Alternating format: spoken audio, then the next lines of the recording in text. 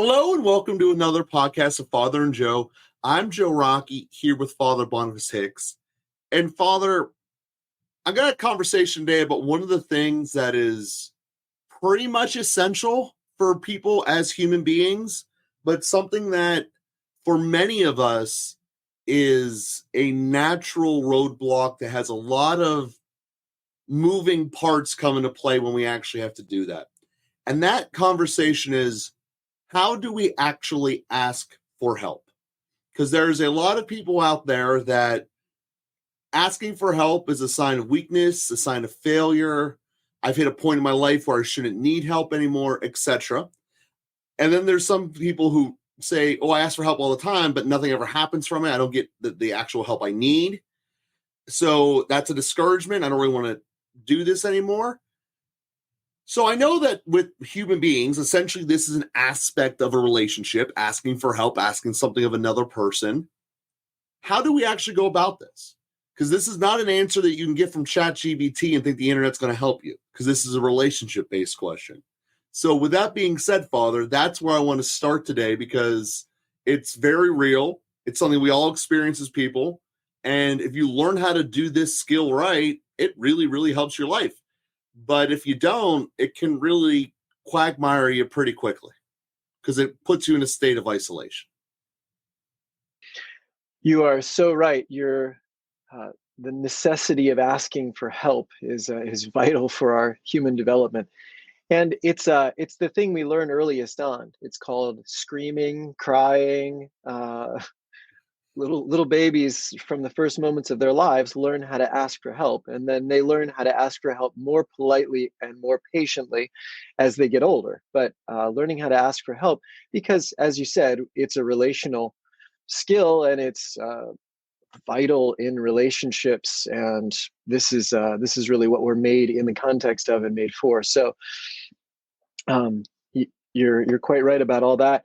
I would push back on you. I bet GPT will tell you about how to ask for help. It'll give you a lot of advice because it'll draw from this question, which you're not asked the first one to ever ask this question, and I'm not the first one to ever answer it. And so I'm sure it can gather a number of things in terms of that skill. It'd be interesting actually to see what GPT has collected from the wisdom of mankind. But what makes it hard to ask for help? I guess I would say obviously it's vulnerable, and you sort of alluded to that. I mean, you can ask for help and not get it. You can ask for help and get the wrong kind of help. You can ask for help and the person is not able to help you. So a lot of different things can happen.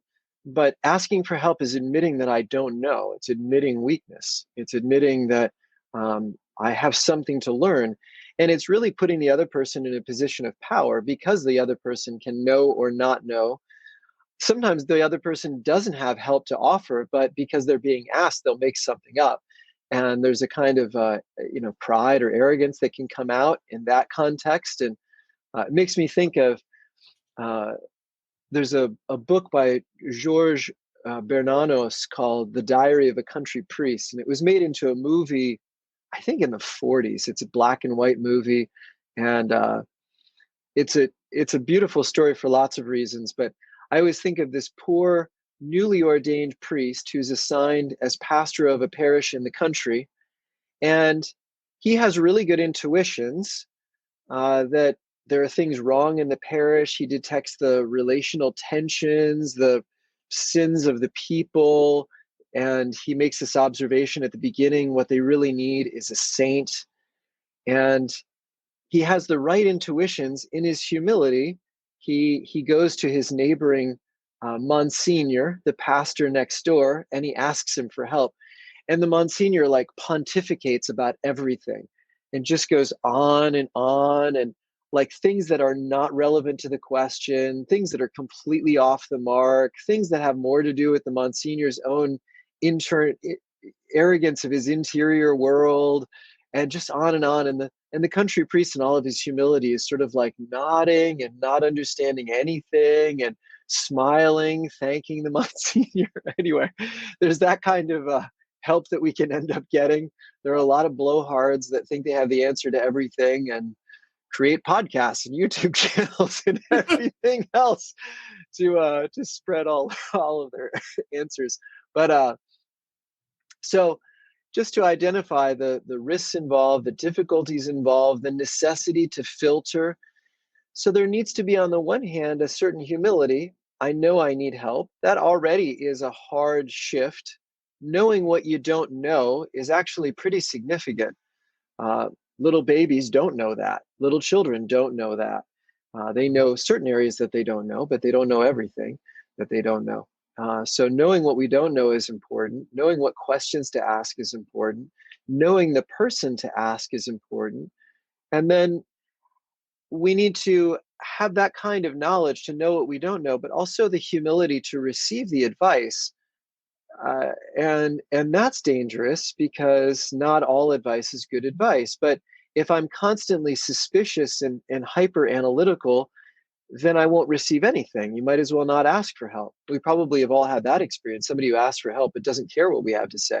Well, that's not good. So fostering the relationships, the trust, the openness, the humility, to ask and to hear, and then to try, and then maybe to get feedback on that.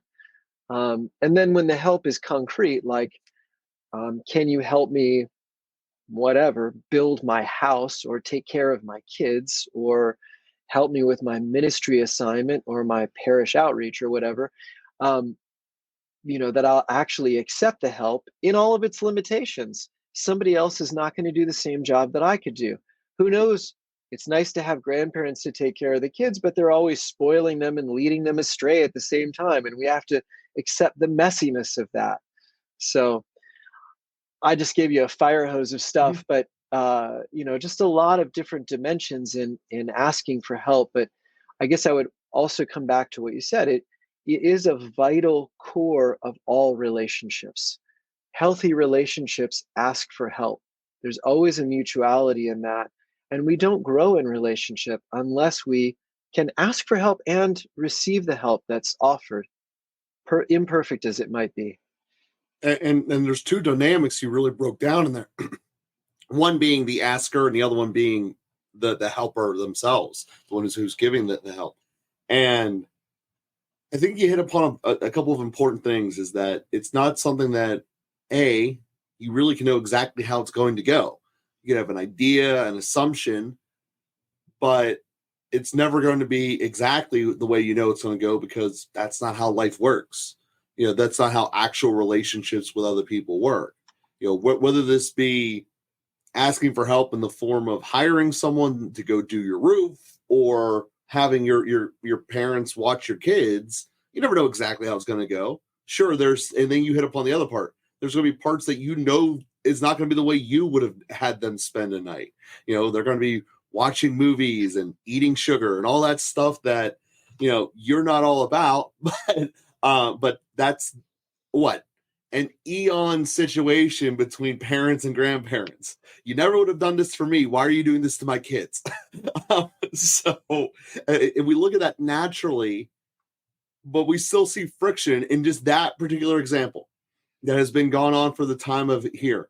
Also for the time of forever. You've asked someone to do something, or maybe even hired someone to do something, and they didn't do to the quality or the style in which you wanted it. I hired an interior designer, and they made it the colors they wanted. They put their own internal dialogue out, as you mentioned with the example of the older priest teaching the younger priest. Well, not really teaching, pontificating to the younger priest. And this can get to a spot where, well, if it's not going to be done right, I don't want to do it at all. I'd rather try to figure out how to do this myself, which, unless I'm mistaken, is the sin of pride. Maybe not against God, but against other people. And it also becomes a very, very limiting factor, because it blocks you out from the possibility of learning something new, but you're also blocking off relationships that could become something. Sure, I can't go up to bat in Major League Baseball. I'm never going to be able to get a hit. I get that. But there is people who could, And just because they're batting a lower average than you want them to come up in the big situation doesn't mean that they're a bad answer. So I don't know if that's a purest example, but the point being is that when we ask for help, getting someone who knows something and at least is capable at it is better than trying to do everything yourself. Because there's just some situations in life, whether we like it or not, that's not possible. And how do we, starting with the asker, because we'll get into the askee a little bit later, but starting with the asker, how do we prepare ourselves given this reality that I might actually need help, and to get out of this mode that everything has to be done myself and just get out of it correctly? Yeah, well, it's one of the little phrases that I have repeated for decades now, a decade and a half, I suppose. In 2011, Pope Benedict answered a question he asked himself in his Christmas address. He said, we ask for a savior. Save us from what? And he said, save us from the prideful presumption of self-sufficiency. And so that collapse back into self-sufficiency, that collapse back into I'll just do it myself, it's kind of a consequence of original sin, the separation from relationships, the and a lot of things happen. We necessarily shrink our world when we do that because our own capacity is quite limited. If I only ever did the things that I could do myself, I actually wouldn't do much at all. You know, now I depend on a lot of things from a lot of people, like the computer technology that we're using, the internet, the electricity, a lot of things that I don't realize. I don't pay attention to how much I'm depending on others. If I really collapsed back into self-sufficiency, my life would be extremely limited. Mm-hmm. So we're implicitly depending on a lot of people, but then in specific areas, you know, it's always going to be easier when you have coworkers or employees, or you have whatever, children or friends, and it's like we can do it together, and then I'm going to have to teach them and they're going to do it imperfectly, and the end result is not going to be maybe as good as it would be if I just did it myself. But then we have to value the relationship that develops because we asked someone else to do it. And then eventually it may become more efficient and even more excellent. I may teach somebody who exceeds me eventually, who is not as competent as me initially. So um, I think we always have to lean into that and be a little bit careful about things that we just do ourselves. So I need to always be asking myself, can I do this together? There's a proverb, an African proverb that Pope Francis has quoted a number of times. If you want to go fast, go alone. If you want to go far, go together. I really like that. I Mm-hmm. think it really captures, sometimes you do want to go fast. Sometimes you need to explore a territory. Sometimes you just need to get something done.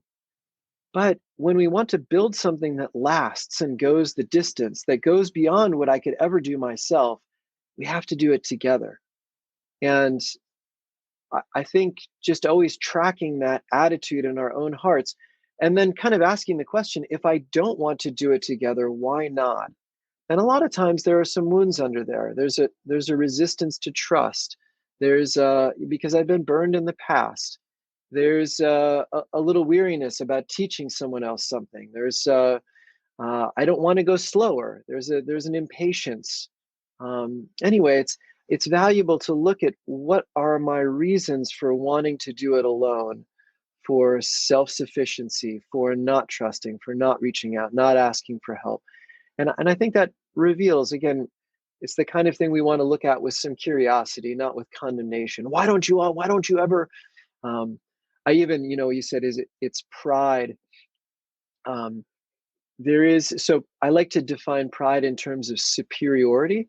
Mm-hmm. It may be pride in the sense that I think I can do everything better than everyone.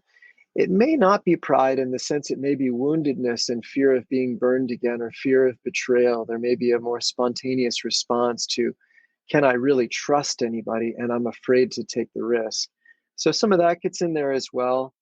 But it's really valuable to look at it, and sometimes we need someone else to look at it with, to talk it through with. Yeah, and I think that that's something that's just remarkable to think about, is that it's a need of human beings, and it also just correlates so much into sin. I mean, I guess that's the end of the day when you're tying it back to original sin in its purest original form, that it is omnipresent around us. So people who are in this state of, yeah, I'm just living all right, I don't need to think about interacting with God and going to church or praying. Well, we all have these little tugs on us in various different directions. This is just one example of them: being afraid to ask for help, being unwilling to ask for help because I might look bad, because I might not get the promotion, because I didn't know what I was supposed to do, so I'm not going to get recognition. So I'm not going to get this, that, or the other.